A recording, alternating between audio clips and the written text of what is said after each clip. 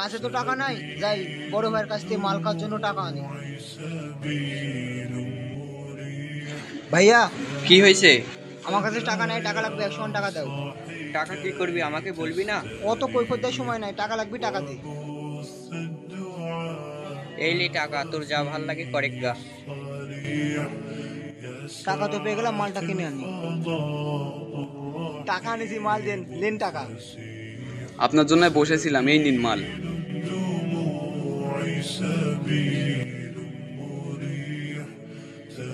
আহ, এই মালের মতো শান্তি পৃথিবীর কোথাও নেই।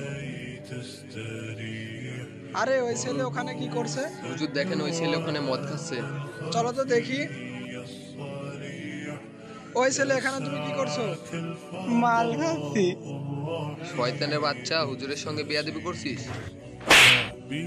বাবা, তুমি আমার সাথে শয়তানি করছো কেন? আমি তোমাকে ভালো কথাই তো বলছি। এখনকার যুগে নেশা পানি করো কেন তোমরা? হুজুর ভুলে গেছে, আমি এসব আর খাবো না। তাহলে চলো আজ থেকে নামাজ পড়া শুরু করি। আজান দিচ্ছে, নামাজে যাই।